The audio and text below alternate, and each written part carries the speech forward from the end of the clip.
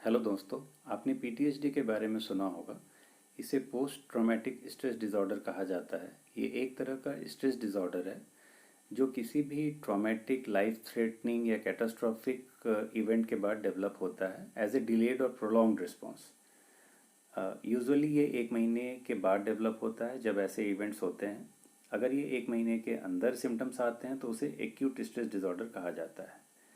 अलग अलग तरह के एक्सपीरियंसेस से पीटीएसडी डेवलप हो सकता है, जिसमें एक्सपोजर टू वॉर है, कोई टेररिस्ट एक्टिविटी अगर हुई हो, कोई मेजर टॉर्चर किसी ने फेस किया हो, नेचुरल कैलामिटी हुई हो।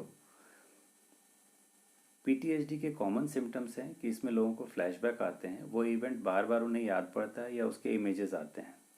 नाइटमेयर्स आते हैं, बुरे सपने आने लगते हैं, नींद बार बार डिस्टर्ब होती है, इमोशनली रिस्पॉन्ड नहीं कर पाते चीज़ों को, सोशली डिटैच रहते हैं, सबसे अलग थलग रहने लगते हैं, इमोशंस फील नहीं होते, वो हमेशा विजिलेंट रहते हैं, उन्हें लगता है कहीं दोबारा ऐसा कुछ ना हो जाए। एक तरह का गिल्ट होता है, बहुत गुस्सा होता है अपने ऊपर या दूसरों के ऊपर, या डर रहता है, किसी काम में मन नहीं लगता, सब कुछ निगेटिव फील होता है। एक क्लासिकल ट्रायड है जिसे हाइपर अराउजल, अवॉइडेंस और फ्लैशबैक के बारे की तरह जाना जाता है। कॉमन कोमॉर्बिडिटीज़ जो हैं, डिप्रेशन है, अल्कोहल डिपेंडेंस है या फिर पेन किलर अब्यूज़ है। पीटीएसडी का ट्रीटमेंट अवेलेबल है।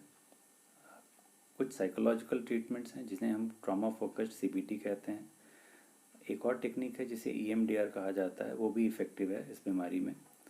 लोगों को ग्रुप थेरेपी और फैमिली थेरेपी से भी फ़ायदा मिलता है। पीटीएसडी के सिम्टम्स यूजुअली बहुत सीवियर होते हैं तो हमें दवाइयों की ज़रूरत भी पड़ती है।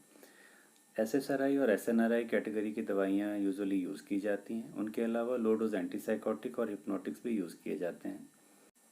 कुछ मामलों में जब सिम्टम्स इतने सीवियर हो कि पेशेंट की लाइफ को या दूसरों की लाइफ को रिस्क हो तो हॉस्पिटलाइजेशन की ज़रूरत भी पड़ती है।